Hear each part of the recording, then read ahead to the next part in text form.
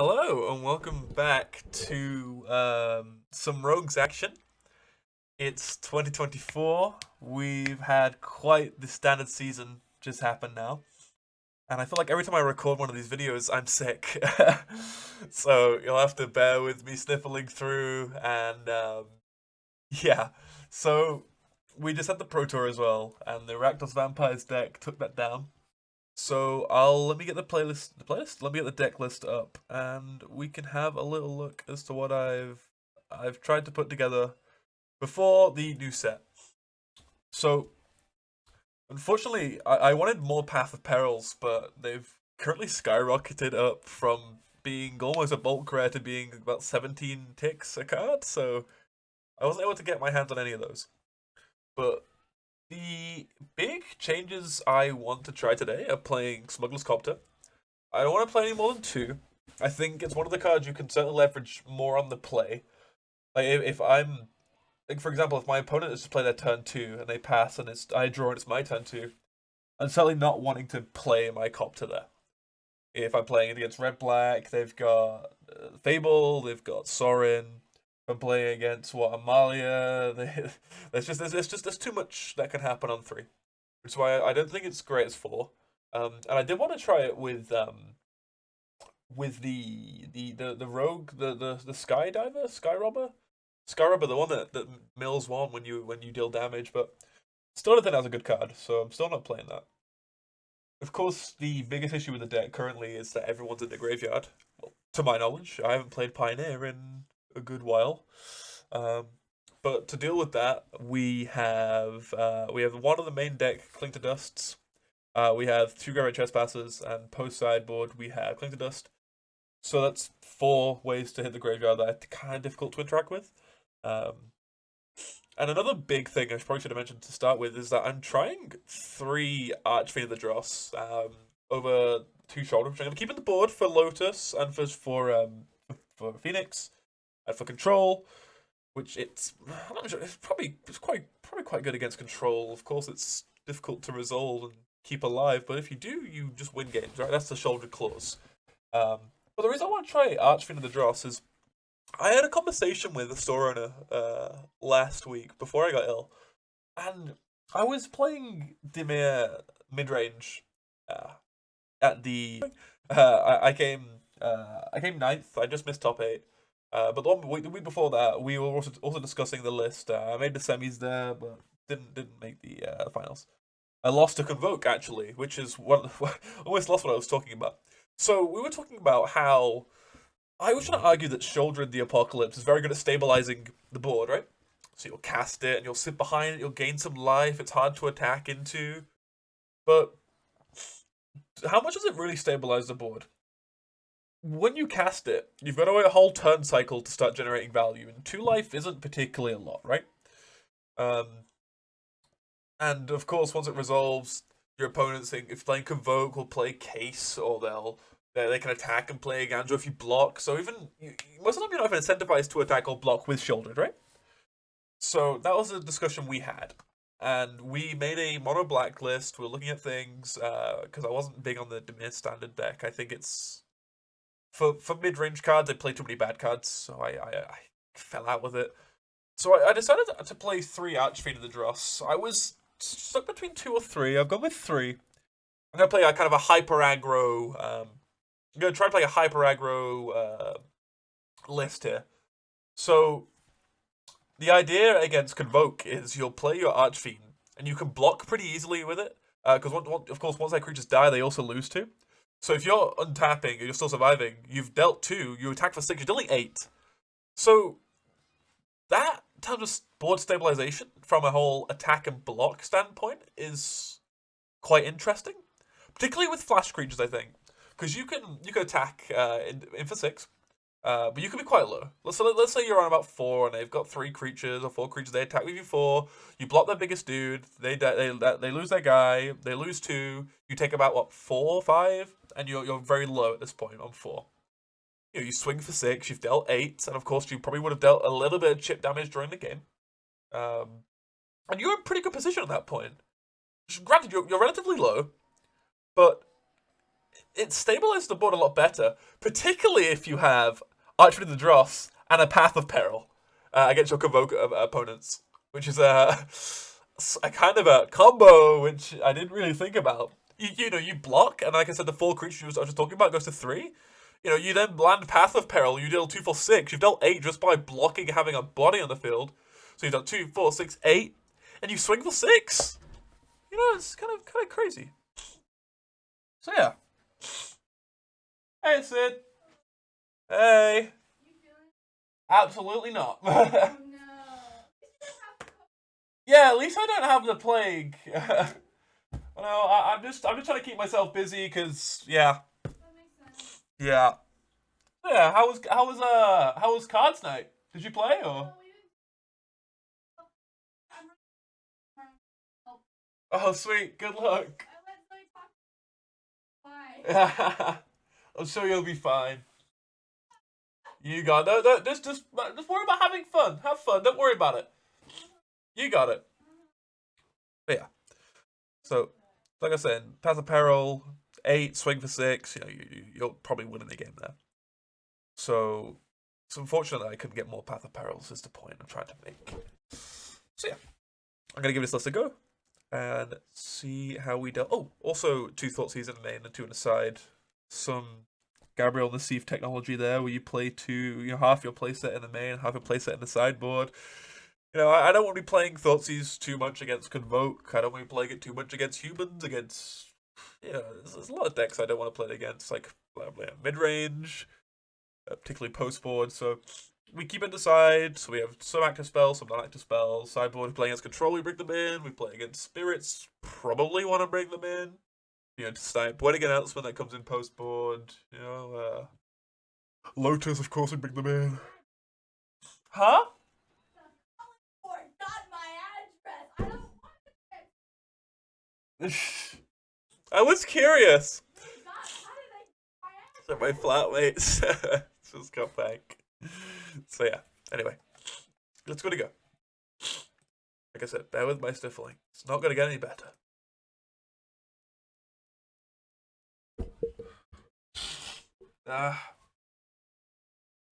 Alright, let's do another play.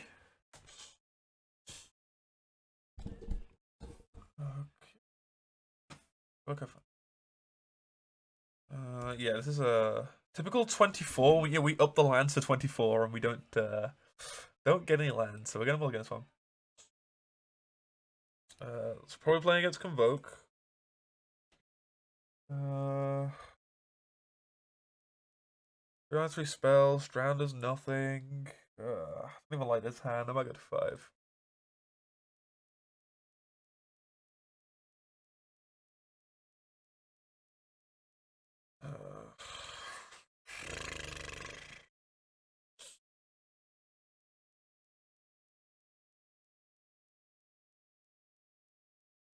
Keep from Trespasser and Drown, and we have to draw lands.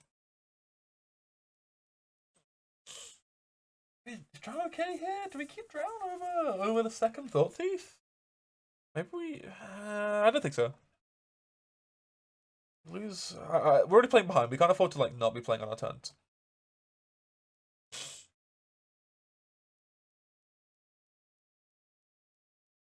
I'll draw a land and play 1 and 2 and 3 and hopefully go over the top. Oh, it's not what I thought it was. Okay. We'll draw a second land here. Not a second land, which is unfortunate. Maybe our opponents also kept to 1 land.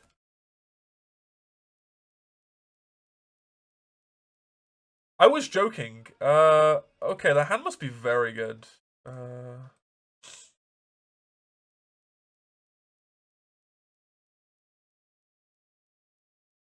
Yeah, let's just play the Thoughtseize here. Right, we lose nothing by doing this.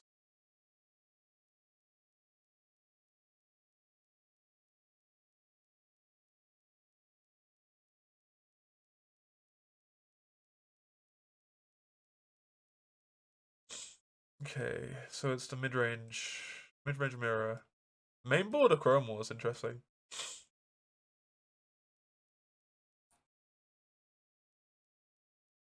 Okay, Copter.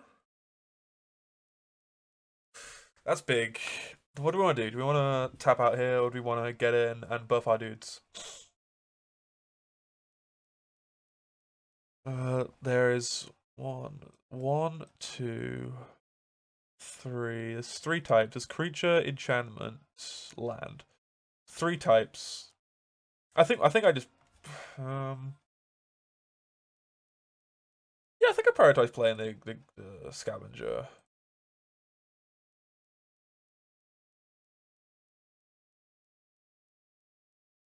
I got 3. Trigger.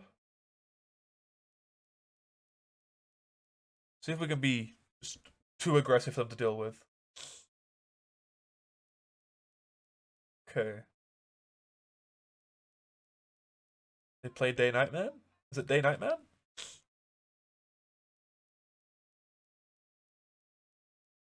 Time for Day Nightman? Oh sweet, we also grew the Copter with a artifact. Yeah, so it's 5 types. Creature, enchantment, land, artifact, and it gets a plus from the rogue. Sure. No double red, so they can't sweep to my knowledge.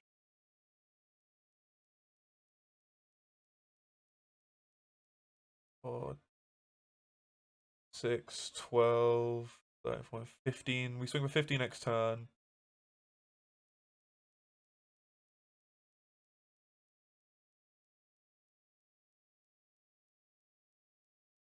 Sure, okay.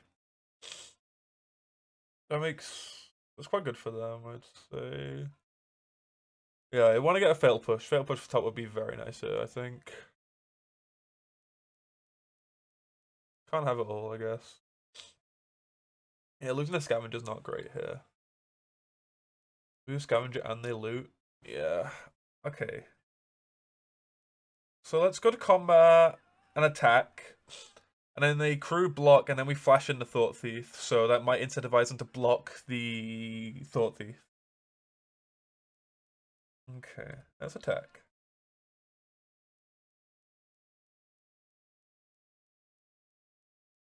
Trigger.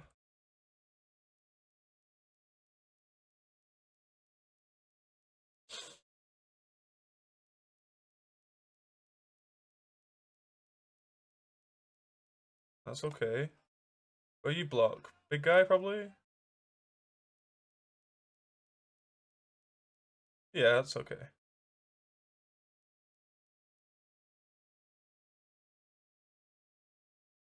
Yeah, let's let him loot and not throw any more information until we do so. Oh, losing a chariot here is fantastic. 1, 2. Oh, wrong one. 2.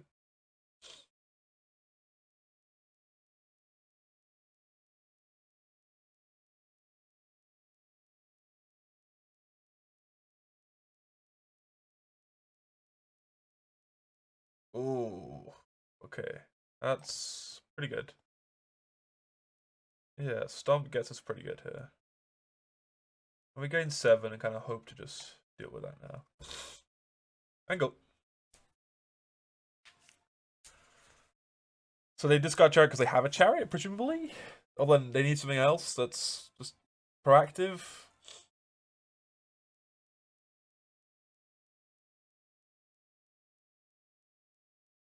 What does the hand be? A Chrome War, maybe? The second of Chrome War? Wait, what do you discard there? What was your hand be to discard chariot? Double Copter?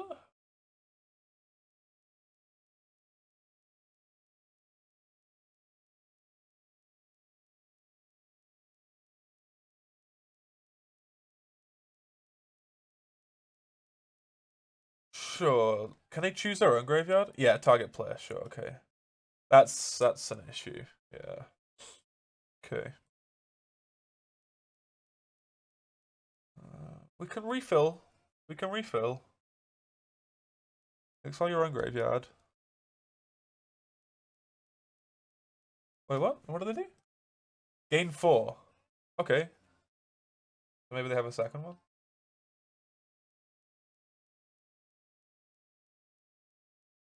Okay. Let's attack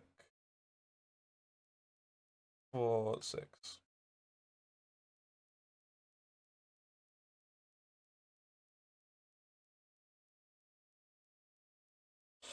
Okay, the list is really cool. Playing Inti and Copter in this, I obviously any color can if you're playing red, but I didn't expect it, and that's really cool. Second throwback here could be.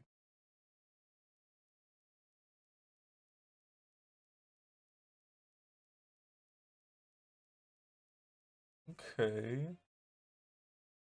I'll get this here. Yes, that's okay.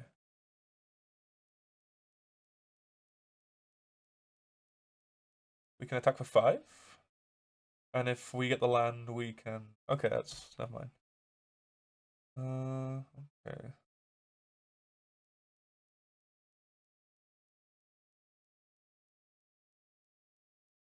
Okay, if we draw the land here, it's lethal.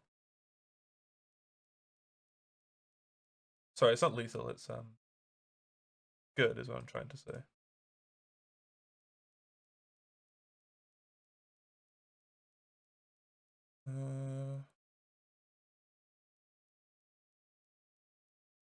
Okay, I'll do. Yes, because then we animate Hive, attack for 3 and the 2. They have to. Hive gives menace, so they attack the 3, 3, 5. Yeah, we attack with all here. Right? Do we attack with all? Maybe not actually. Going to 1. A clock's the same, right? We play a land, animate Hive, attack there. They can't block the 3, so definitely take 3. They have to block the 3 with a. Yeah, we attack with all. Yeah, we attack with all.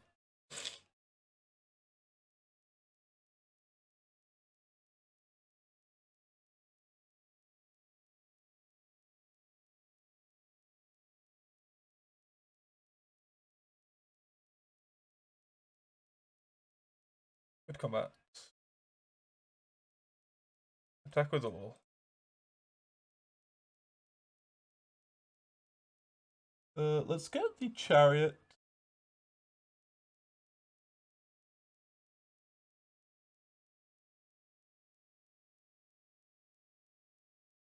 Because now they have to block the Mastermind or they die. And I get. Oh, no, I don't get to loot. Never mind. That's wrong.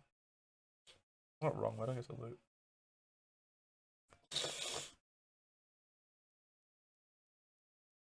Maybe Shoulder's quite good in a Copter meta. I don't know.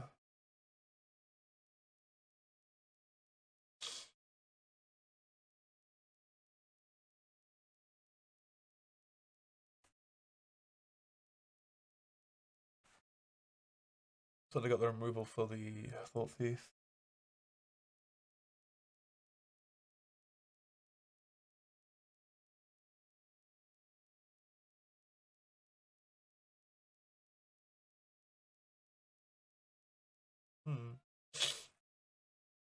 Alright, we got it.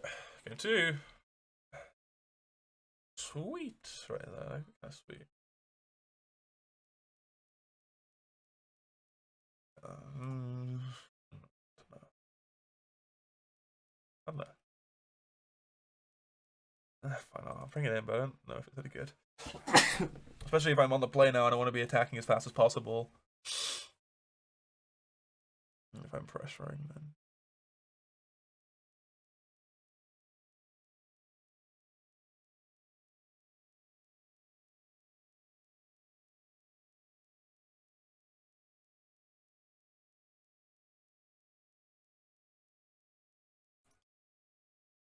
Crew 3. Well, like, what's crewing up for 3?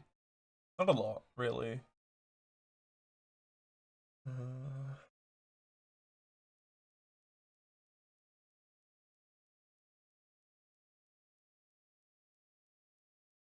Oh, Kalitas. I completely forgot to put Kalitas on the sideboard. Oh, that's on me. Okay. Edict seems bad into the Llanowar Elf deck.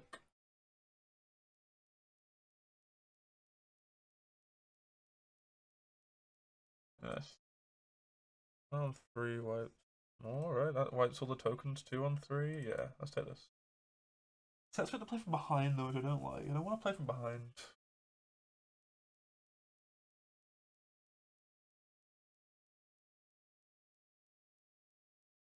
No, I want to have the advantage I'm on the play. I want to play all my big spells. Yep. Good hand, good hand. Come on, we've had 2 bad hands. Yeah, it's a good hand. We'll keep. Keep.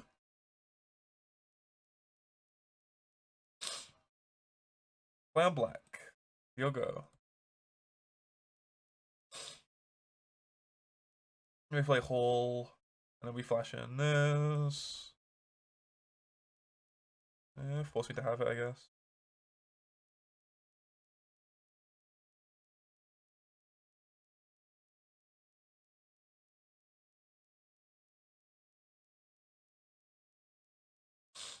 Okay, Hall, go.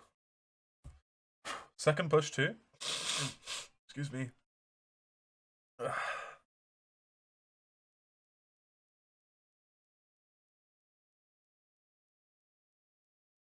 So this looks like a rending volley, which I kind of don't want to. It helps that graveyard count for drown.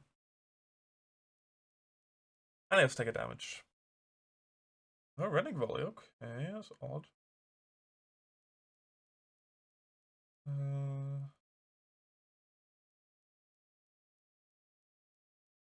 Play on black so I can drown and push.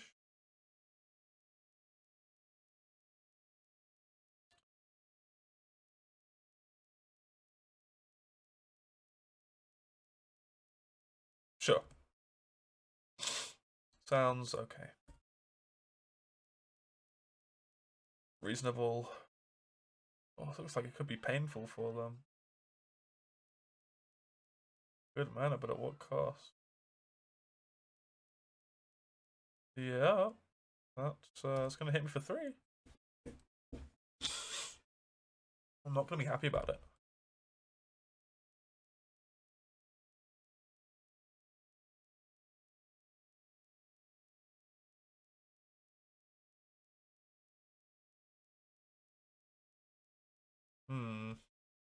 That's where it's a little tricky. I think I just tap out. Like, I've got no 2-mana threat I care about. Not dealing with. A Chrome Ward really hurts here, is what I will say. Getting a Chrome Ward here is fucked. Mind my language. I get it for what? 6, 7, 8. Okay, no Chrome Ward. Great.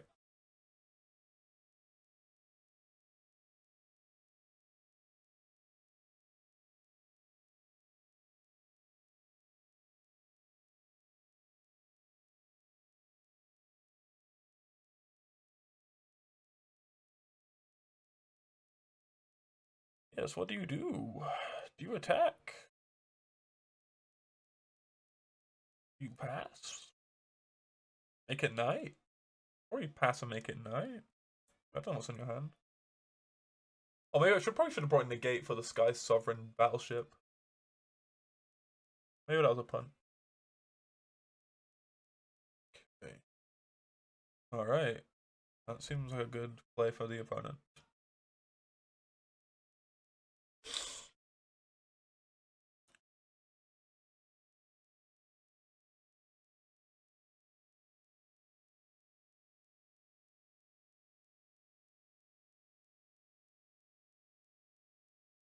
Yeah. Okay. I think I have to just attack, regardless of what I have on the top of my deck. I take. Let me think. I take 1, 2, 1, 2. That's 1, 2. Like 2, 3, 4, 5, 6, 7, 8. I think 8.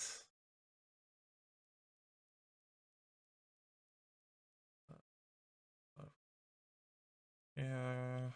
The 7. Kill that guy. Yeah, I can push their lair if they attack with the lair. Yeah, I think I'm attacking here, regardless. Like, I can't afford to sit back with this on the field.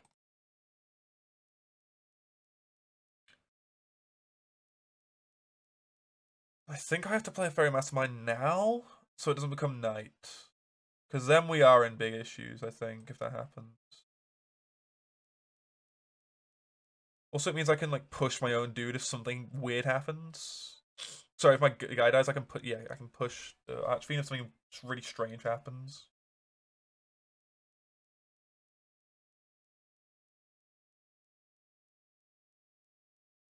Let's play a Chrome War, I can still block, kind of thing. 1, 2, 3, 4, you know, they play a Chrome War 6, 7, 8, 9, 10, 11, 12 me, you know? Again, excuse me, I'm so freaking ill. Where do you start? Do you map and grave so I can start drowning your creatures? I'd like that to happen. Will you kill my dude so I can... That's... Let me think. My dude dies. You cast... Yeah, and then before combat I need to kill the Reckless so that can't attack. Sure. That takes him to 8. Okay, that takes him to 1. Yeah, that's okay. And now they want to move to combat. I'm now going to push this creature.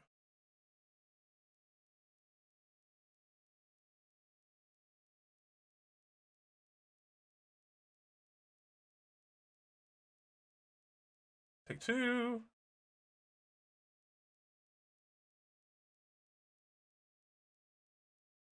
Go to 1. I guess the attack set's probably free. Oh no, we just killed them. So, see, this card's so good. Like what? This card's so good, so busted. Don't skip my turn. I typically do that on this channel. Yeah, I'll remove the counter. I go to combat. I attack for 6. Go to 1.